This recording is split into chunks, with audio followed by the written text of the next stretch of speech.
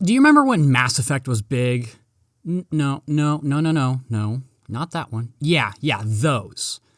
And everyone was praising it because it felt like all of your choices had meaningful weight. Every little teeny tiny decision could blossom into a significant plot moment or character development. This video is not about that. But if you want to feel like every single choice you make matters, just pick up a Persona game. I'm Ouroboros.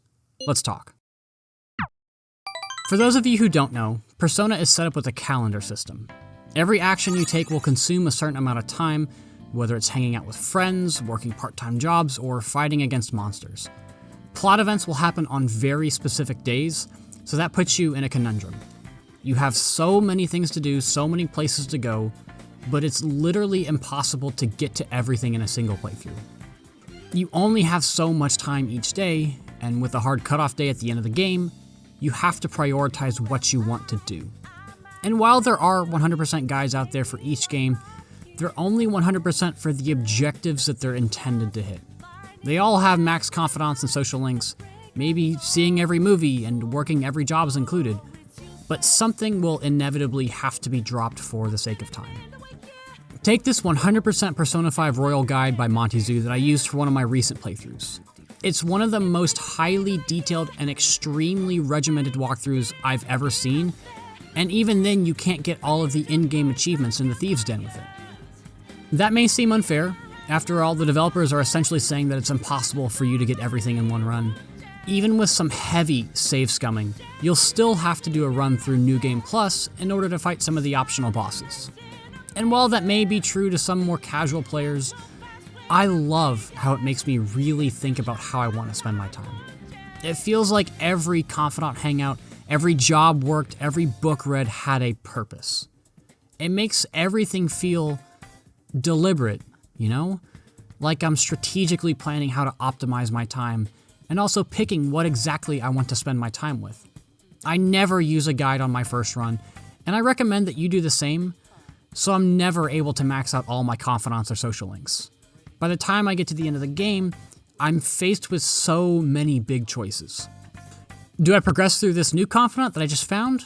Or maybe focus on one who I don't like as much, but I'm farther along? Do I really want that extra little bit of knowledge for the exam, or should I spend that time hanging out with teammates? You're asking yourself these questions over and over again throughout your playthroughs.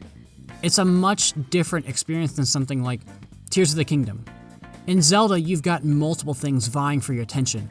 You're constantly going off the beaten path and doing side quests and just exploring. And while you're also gonna miss things in Zelda, you know that they'll always be waiting there for you to return if you ever want to come back. It doesn't work like that in Persona. It's possible for entire confidants to get locked out if you don't fulfill their requirements in time. You need to stay focused and pay attention to your confidants. How they react to your responses gives a lot of insight into how to respond to future conversations, which will inevitably help you progress through it faster.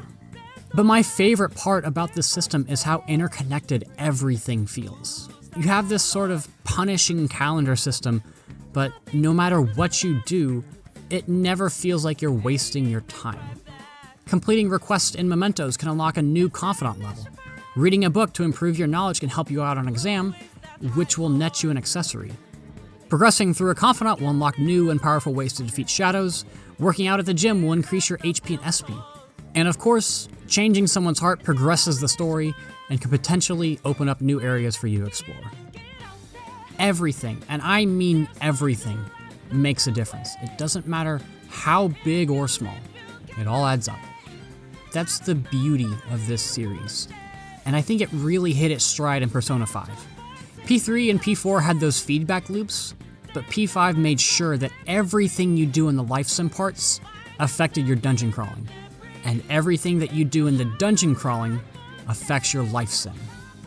It's the most brilliant use of a positive feedback loop I've seen in any game. A quick rundown for those of you who don't know what feedback loops are.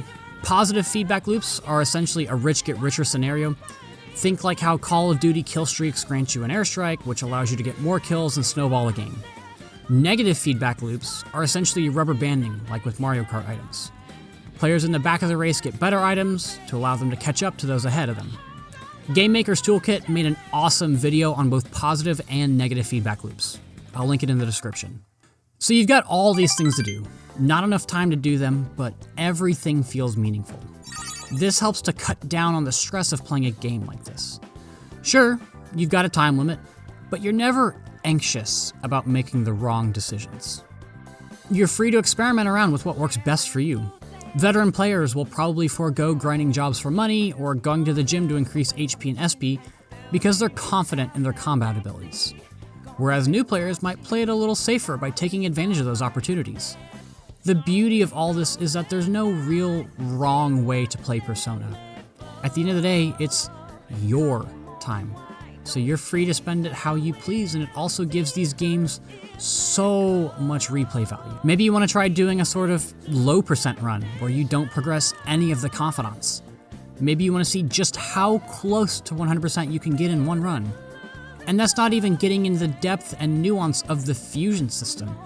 There's just so much room for creativity and player expression because of the inherent restrictions that you're put under. That's one of the many reasons why Persona is just so special to me.